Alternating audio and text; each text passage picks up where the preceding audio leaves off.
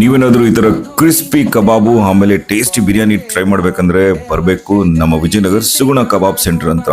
ಹೌದು, ಇವ್ರಿಗೆ ಕಬಾಬ್ಗೆ separate fan base ಇದೆ. ಆ ಕಬಾಬ್ ಮಾತ್ರ 5 ನಿಮಿಷ ಅಷ್ಟು ಸೇಲ್ ಆಗುತ್ತೆ. ಅದಕ್ಕೆ 2 ಬಾಣ್ಲಿ ಆಮೇಲೆ ಪಾರ್ಸಲ್ ನೋಡ್ರಿ, ಈ ಪಾರ್ಸಲ್ ಇಟ್ಟಿದಾರಲ್ಲ 10 ಮಿನಿಟ್ಸ್ ಅಲ್ಲಿ ಖಾಲಿ ಹೊಡುತ್ತೆ. ಯಾಕಂದ್ರೆ ಅಷ್ಟು ಪಾಪ್ಯುಲರ್ ಅವರ ರೈಸ್ಗೆ.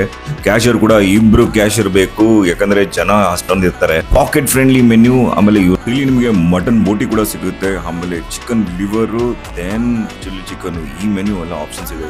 ಚಂದ್ರಶೇಖರ್ ಅಂತೇಳಿ ಕಬಾಬ್ ಸಾಂಬಾರು ಹೋಟೆಲ್ 300 kg ಕೊಳೆ ಕೆಜಿ ರೆಸ್ಪಾನ್ಸ್ ತುಂಬ ಚೆನ್ನಾಗಿದೆ.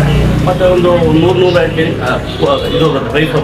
ನಾನಿಲ್ಲಿ ಸುಮಾರು ಒಂದು 8 ರಿಂದ 10 ವರ್ಷದಿಂದ ರೆಗ್ಯುಲರ್ ಆಗಿ ಬರ್ತಾ ಇದ್ದೀನಿ. ನನಗಂದ್ರೆ ಇಷ್ಟ ಅಂದ್ರೆ ಕಬಾಬು, ಆಮೇಲೆ ಇವರು ಬಿರಿಯಾನಿ ರೈಸು, ಆಮೇಲೆ ಮಟನ್ ಬೋಟಿ ನನಗೆ ತುಂಬಾನೇ ಇಷ್ಟ. ರೆಗ್ಯುಲರ್ ಆಗಿ ತಿಂತಾನೆ ಇರ್ತೀನಿ. ಆಮೇಲೆ ಜನರು ಇಲ್ಲಿ ಜನಸಾಗರ.